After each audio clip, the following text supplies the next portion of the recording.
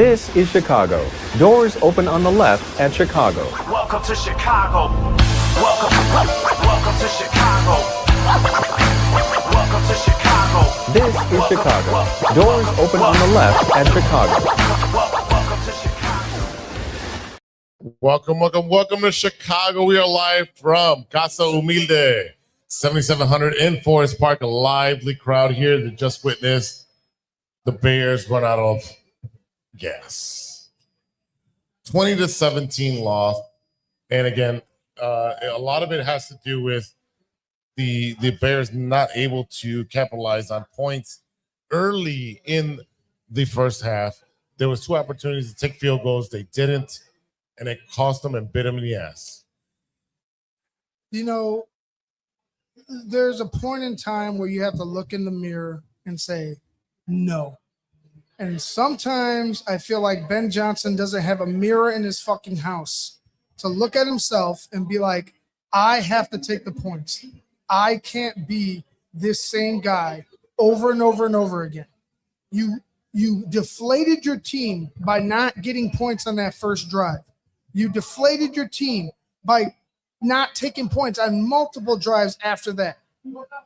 You could have won this game on a walk-off with that amazing pass by Caleb Williams, but you didn't.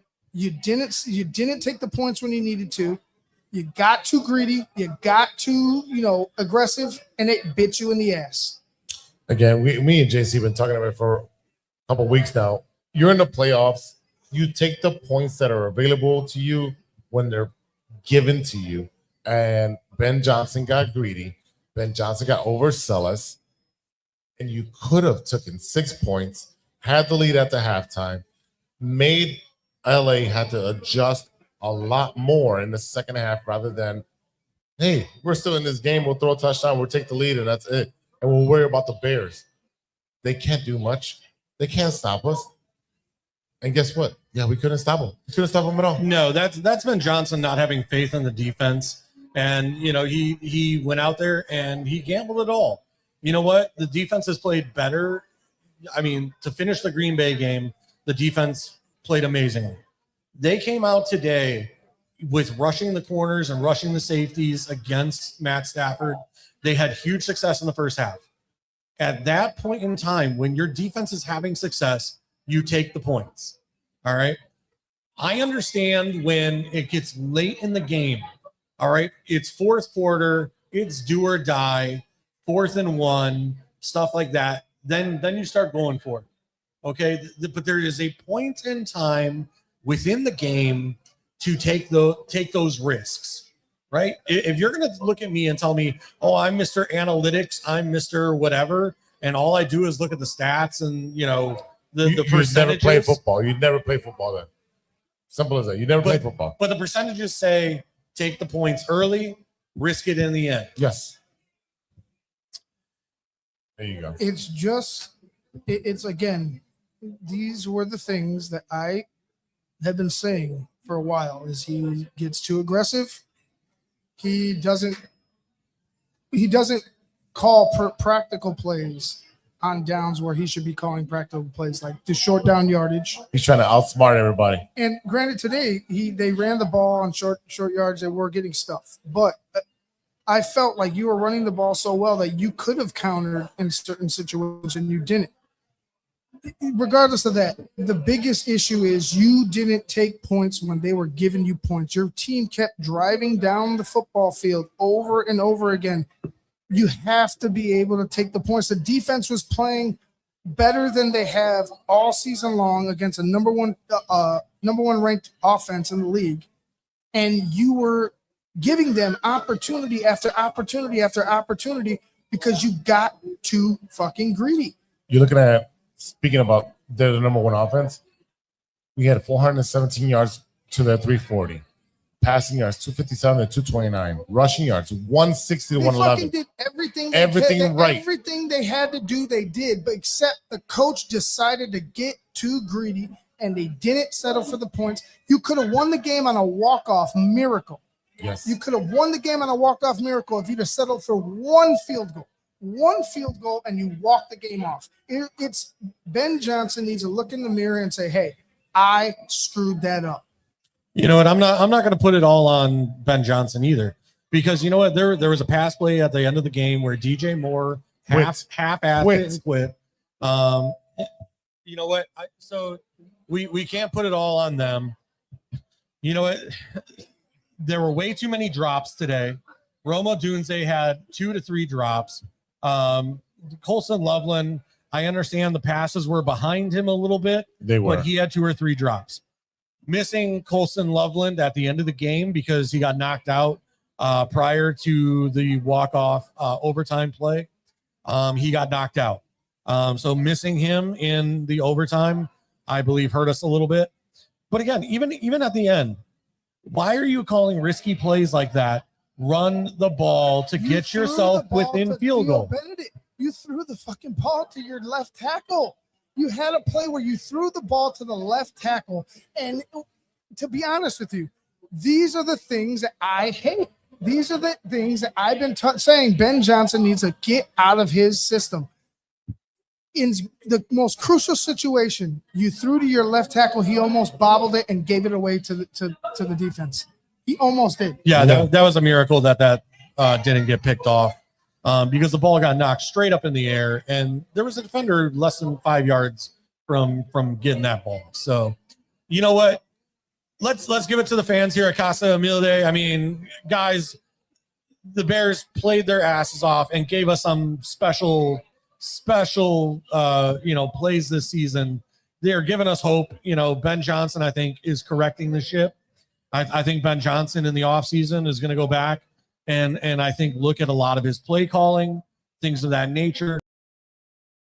A lot of to do in the offseason coming up because our cap space is not very good coming up for next season. Yeah. So you know what? There's plenty we're going to talk about in the offseason, on TTNL, on True Chicago Sports Fans. But I want to go out with a positive. You know, I understand we lost the game, right? But if you came to me in the offseason before the draft and you told me Bears are going to go from worst to first in the division, you are going to have 2 fantastic down to the wire playoff games that are going to have you standing on chairs, cheering, going crazy, celebrating with a crowd at a brewery that is serving amazing food. I mean, come on. We have to give it to the Bears for giving us an amazing season.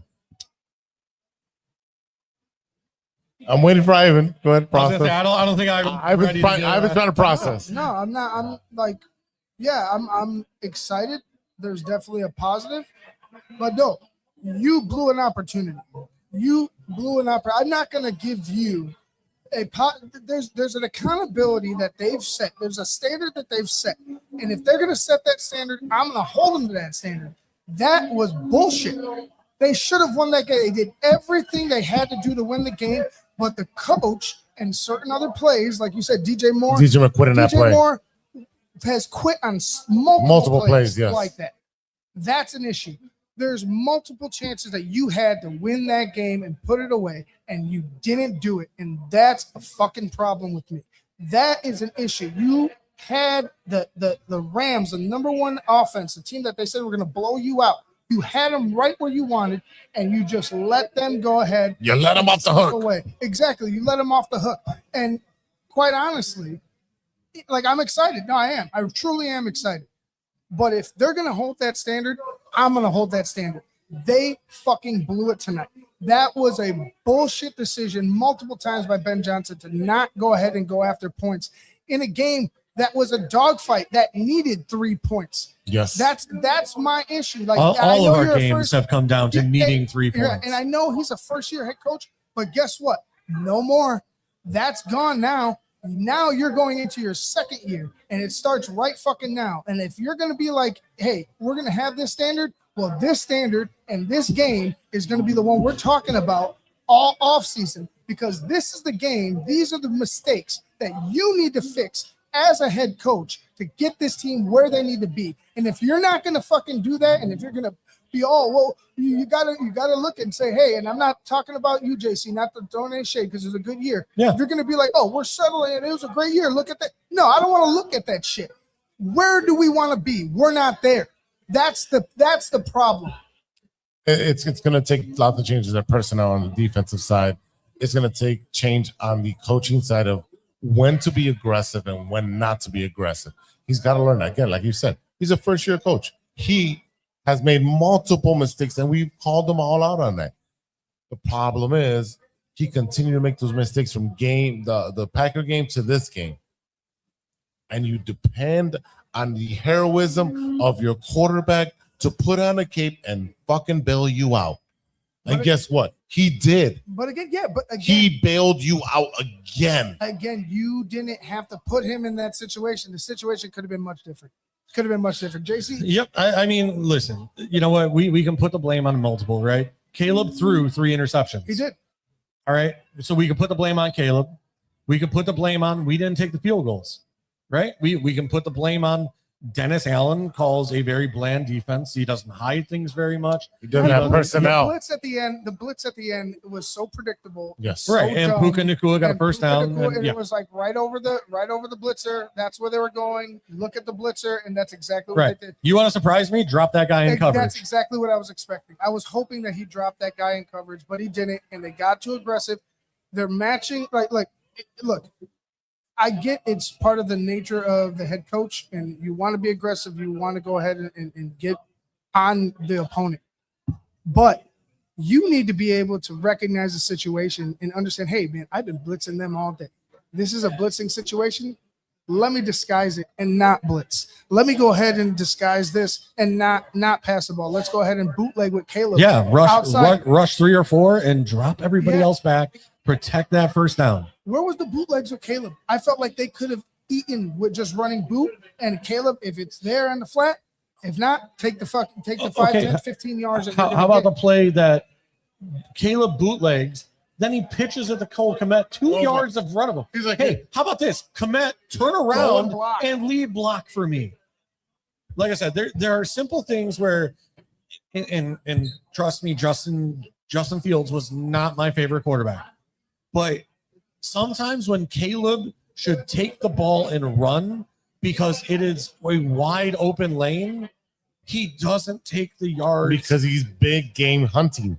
He wants the big game down the field. But you again, there's blame all Oh, around. yeah. Oh, yeah. All around there can be blame put on Ben Johnson, Dennis Allen. It could be put on practically everyone. I mean, listen, Brisker played his ass off. Byard Best played game- his best game of ass the year. off. Brisker, All right. Jaquan Brisker. Austin Booker. I mean, the guy who you wouldn't even give a rep to at the beginning of the season looks like he can maybe be a starter. very good starter and or top tier rotational Yeah. pass rusher. Yes. And my whole thing is, we have a lot of injuries still. Turner, who we drafted to be a defensive tackle, has been out pretty much the entire He could have season. been effective. I believe Yes. he could have been effective if he didn't get injured. Yeah. Like that, he would have been very effective. He was Right. coming on strong. Because Billings has been at the very bottom of like every PFF defensive tackle Well, he listing. can't move anywhere. No, he can't move. He can't move. He's just a plug.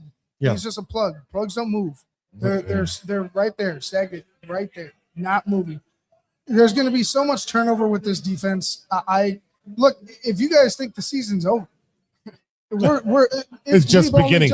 We've only just begun. See, this is where my season starts to get interesting because I start looking at prospects. Yeah. Exactly. That is what I do. That's that, and with us, with TTNL, it's every year. Mm-hmm. It's draft mob. It's breaking things down. Like this has just begun, but it's a motivating factor knowing that you had this team right where you wanted. You had them right where you wanted, and I believe if they went to Seattle, they'd give Seattle the run for their money. But you making mistakes, you not realizing the situations as far as a first year head coach, Caleb Williams, I'll give him, quite honestly, I could give him 1 interception. The other 2, I could maybe not. because that last one, DJ Moore, if you're running your route and you're running it full, you might just run into that guy and he doesn't pick it up. I mean, I'd have to go back to the guy made the other one. The guy made the play because you had Loveland breaking out and he left his own, and the guy just dropped back and made a play. Yeah. But again, like you said, you can't have these mistakes and not capitalize on the mistakes of your opponent and expect to win the football game. Yeah, no, I'd have to go back to like preseason. You know, when I attended one of the preseason like workouts for the Bears. I basically said like DJ Moore at times was running routes half-ass in practice, and practice turns out to be like a game. Mm-hmm. So if you're running routes half-ass in preseason, in workouts, and then all of a sudden you think, oh, well, this route's really not for me, or this concept's really not meant to come to me, and you half-ass it. I mean, at this point, do we have to question that? Is there a problem between Caleb and DJ Moore? No, there's no issue. Like personally, it's just it's. I think it's a play calling issue. I think so too. But you have to be 100%, man. Like if you're not 100%, I don't understand how you're not expecting that football going through the season that you've been through, knowing that he throws that ball all the time. If he sees you're open or thinks you're open, that you're not running full speed. That is fucking excusable to me. DJ Moore, I don't get it. I don't understand why that play happened. Why you weren't where you need to be. Why you were running a route half-ass. Yeah. And again, I know I'm going to rewatch this game tomorrow morning. I know you're going to be watching it again and try to break down everything that you see and criticize what players were doing what. But as bad as this taste in our mouth is, it's not as bad. It's not as bad as like if we would have lost last week. That would have been worse. In a blowout, that would have been way yes. worse. The thing that pisses me off, like I said, it's more motivating than anything. But again, it takes those guys. It takes Ben Johnson, Caleb Williams, all those guys. It takes the man in the mirror to make the change. And if they're not out there in the offseason doing the little things, and I talked to you guys about it, if Caleb Williams isn't out there practicing basic, fundamental, like just basic stuff, drilling it, and then, obviously going into, more deeper routes and stuff like that, if he's not drilling the little things and Ben Johnson isn't making adjustments to his scheme and his mentality of aggressiveness, there's going to be a problem with me. But that's the issue. You need to be able to go and take this game, put it on the mantle of your house. Like literally put the score, put the final score, put everything. This is your Michael Jordan Orlando game. Exactly. Put it on the bulletin board, put it everywhere you can see. You lost that game because you made mistakes. You made mistakes and you didn't capitalize on the mistakes of your opponent. And those are the issues that you need to clean up. Whatever personnel is going to come in, the personnel is going to come in. But the foundation, the sitting point, the main point is you have to go ahead and clean up your entire attitude of how you finish football games. Because to me, even though there's miracles, there's still issues of when we go ahead and go for it on fourth down, how we go ahead and call our play calling on defense on big play situations. And then Ben Johnson, why do you even call a timeout at the end of the game to ice the kicker, even just once? Why? Like, there's still growing pains, man. It's fine. It's fine. But I'm just not going to allow them to walk away and say, hey, we're just going to pat ourselves on the back, say it was a great season, and just move forward. No. This needs to be the Michael Jordan game, right? As I was saying, like, we have seen the documentary, the Last Dance, where they talk about Michael Jordan came back. He's wearing jersey number 45. They tell him 45 is not 23. He loses that game, and he goes to his trainer the very next day and starts working out for the next season. This is Caleb Williams on the Bears Orlando game. They need to be in the lab working on. Caleb needs to work on his footwork. He needs to work on his mechanics. He needs to work on a lot of things. He needs to understand when to lay off the fucking hot hand. his balls were going straight through those receivers' hands. And I get it. You're a receiver. That's your job to catch the ball. And you got sticky gloves. But at the same time, when you're throwing 97, 98, it's going to go through your hands when it's a fucking 5-year Catch pass. the ball. I don't care. Catch. I understand what you're saying. You're a professional. Catch the ball. Yeah. But But you put some touch on it. Yeah. Put touch on it. Everybody could get work. That's Yeah. all. Everybody That's needs work. Everybody Every needs single work. body on a 53-man roster needs work. Well, they're not going to, like I said, there's going to be a huge Lots of changes. huge turnover, especially on defense. Regardless of that, the two people that need to be maniacal, need to be maniacs, need to have this sitting with them all off season are Ben Caleb Johnson and and Caleb yep. Williams. You two, if Ben, you make a couple different choices, it's a different ball game. Caleb, you make a couple throws, you don't throw those picks, it's a different ball game. Yep. But if you want to be great, this is where you go ahead and take that next step. Like you said, Jordan came back that offseason, worked, and what did they do to Orlando in the playoffs? They swept them. They swept them. So if you're not working your ass off this offseason, there's a problem. They need to start tomorrow. Mm-hmm. Tomorrow start of day one of the 2026 season. So again, we've been hosted by Casa Humilde for 2 out of the months of the NFL season. They've been super gracious. They've taken care of us. It's a lively crowd here. Most of them have gone home, but it's been great to have everybody here. A lot of people bought merch. They bought burgers and nachos and tacos and lots of beer.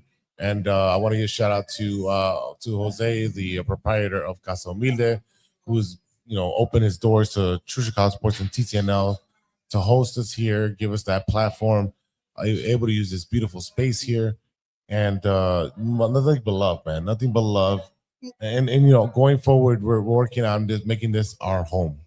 Yeah, I love this place. I love this place. I just wish we could have got that win for everybody that was here. Yeah, I mean, we got the last second touchdown in over. Yeah, and that's not a win. It's not a win. It's not a win. But thank you to Casa Humilde. Thank you to the waitresses and bartenders who have taken care of us, and all the fans who support us this entire Bear season. I mean, let's give a little shout out to our fans from Germany. Yeah,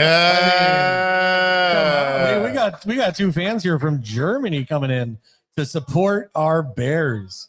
How about that, guys? I mean, that is something to celebrate right there. Yeah, boys in the back. I mean, I don't know their names, but I mean, he was sitting here going, I think I'm gonna have a stroke. Yeah.